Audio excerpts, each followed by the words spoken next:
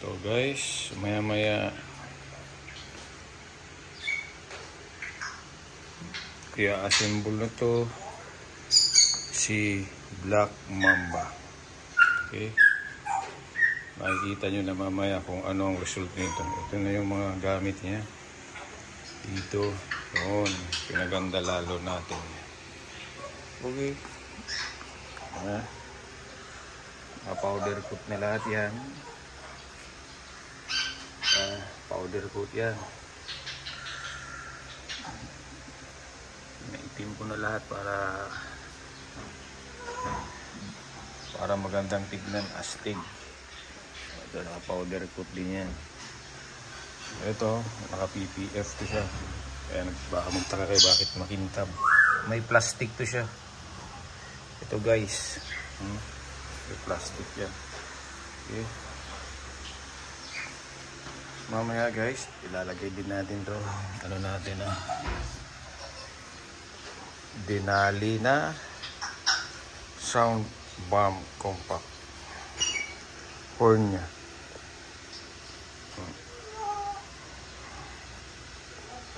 Pang ano talaga to, dinisign to ng Denali para sa BMW GS 250. Okay. Excited na ako nito mamaya guys. Kintab guys, oh. Yan. Ang original niyang kulay guys, ito. Lagyan natin ng cellophane para PPF, para hindi siya magasgas ng mga pantalon. Okay, mamaya guys makikita nyo na to.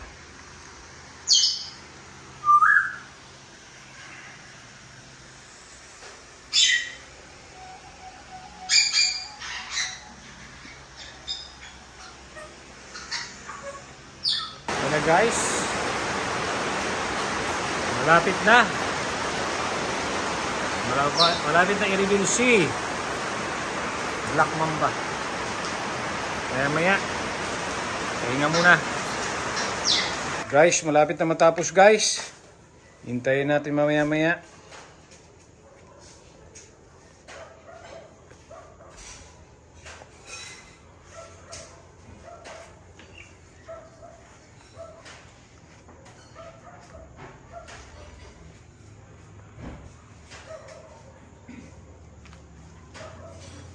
Papakita ko ngayon sa inyo yung yung triple black na BMW na ginawa kong concept ng Black Mamba. Ito na siya guys, ha.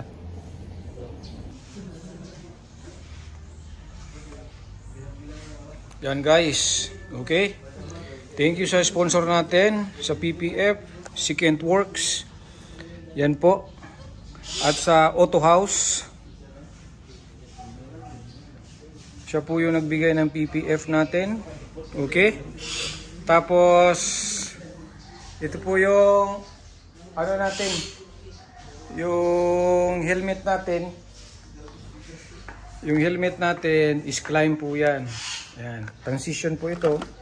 Pagka naiinitan po, nagbablock po yung lens. Okay. Ito po yung natin is original po ito na BMW. Ito po yung pakpak ng eroplano po. At saka ito, Lone Rider ang ginamit ko. Yan. Okay. Bago mahuli lahat, ito po yung muffler ko po. Dr. Jekyll po yan. Yan. Dr. Jekyll ang muffler natin. Tingnan natin dito sa likod. Ayan.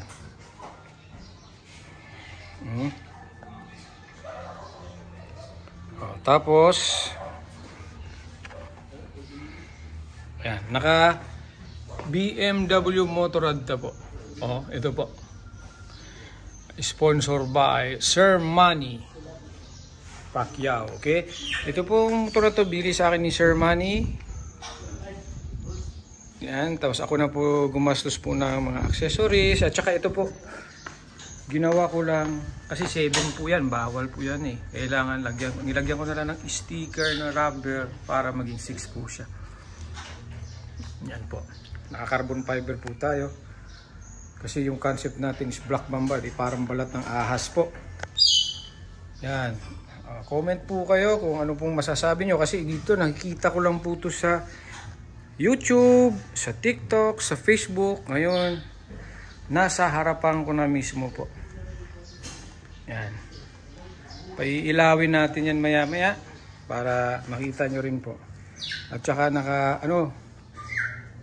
kailangan pala nitong mga natin, ito mga importante to. Yan, mga importante.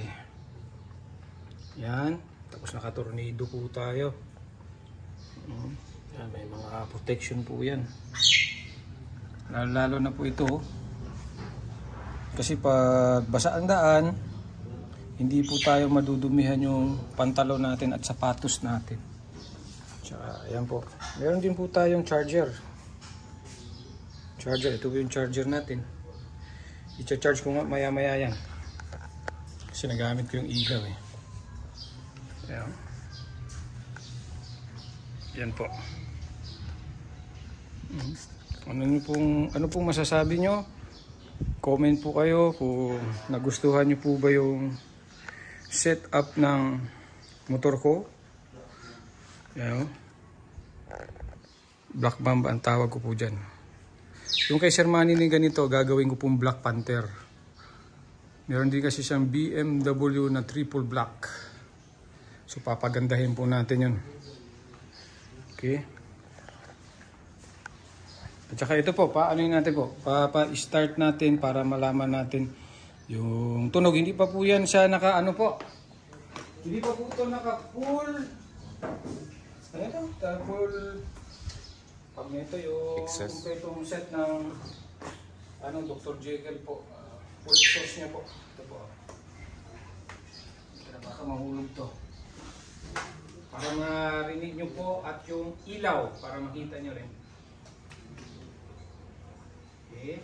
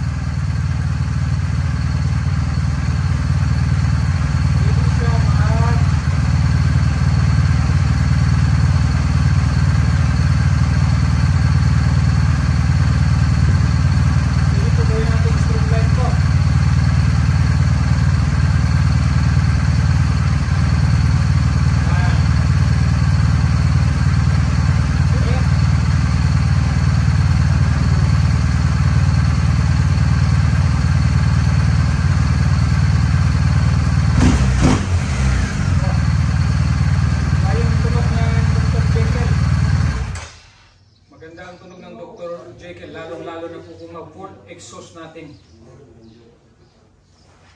Okay. Malaki po ang boses ng dalawa doon. Nagpa-vlog siguro din po yun sila. At patay muna natin tong ilaw.